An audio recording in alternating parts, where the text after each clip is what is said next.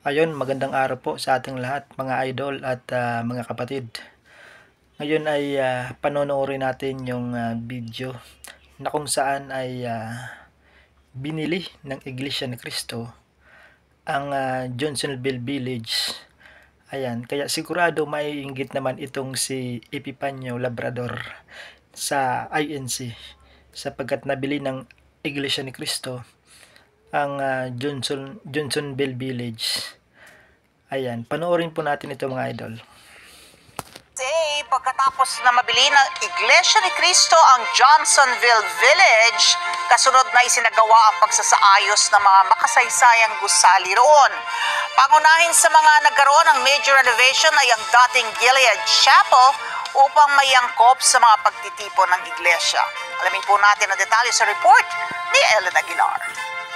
A newly renovated house of worship in Johnsonville, Connecticut, in the Ecclesiastical District of New York, was dedicated to God on Saturday, the 1st of February. Members of the Iglesia ni Cristo Church of Christ traveled long hours from different localities and states to witness the dedication led by the district minister, Brother Sheridan Santos. According to the history of this landmark, the chapel was once known as Old Gilead Chapel. The chapel is called a Carpenter Gothic style, which is a very distinct North American type of architecture. So it's a very unique and kind of a beautiful type of architectural style for the chapel already. Originally built in 1876 in Waterford, Connecticut, it was then moved to Johnsonville in 1969. The rehabilitation of Johnsonville Village slowed down due to the pandemic. But with the approval of the Executive Minister, Brother Eduardo V. Manalo, the renovation of the chapel continued. Although the interior is now modernized and modified to fit its purpose, its charming exterior design is preserved.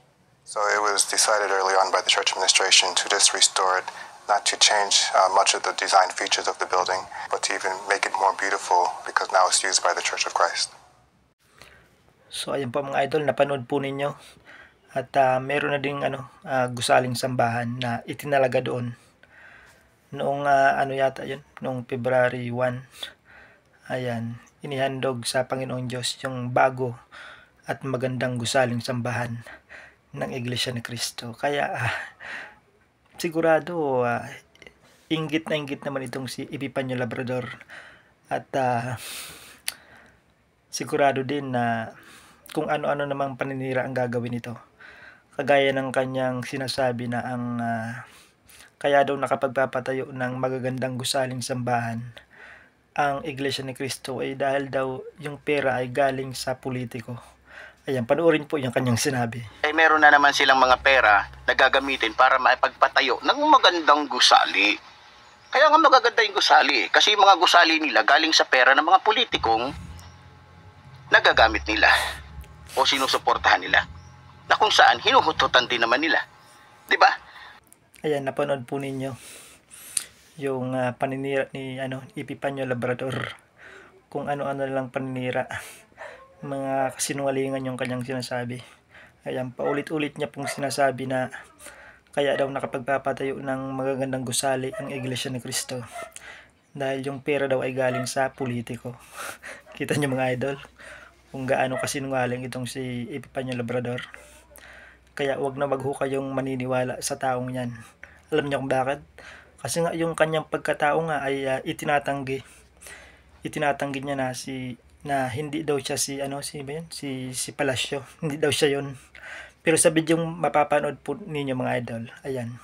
Ipapakita ko po sa inyo yung kanyang pagkatao. Ayan, kasi may nakita ako dito sa social media.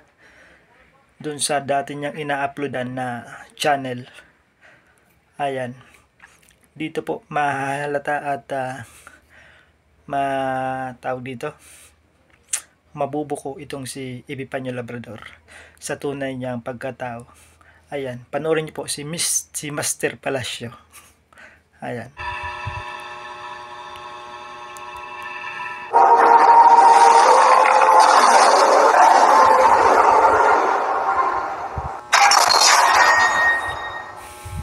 Master Palacio, sundan ang kanyang mga ipinapakita at pinapamalas na husay sa kanyang pagtuturo.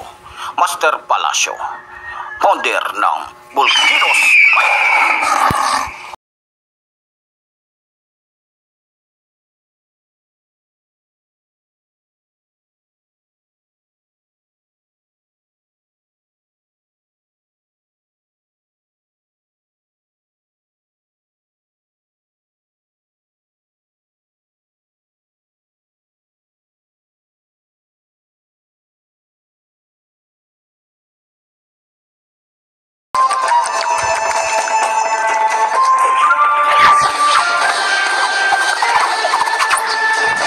Abangan ang kanyang mga tinutulong. Abangan, Master Palacio, magiting naman dirigma, mahusay sa pakikipaglaban. Abangan ang kanyang mga estilo na ipapakita sa atin. Master Palacio, founder ng Volcanoes Fighter. So ayun mga idol, huling-huli po si Epipanyo Labrador. Diyan po sa ipinakita ko sa inyo.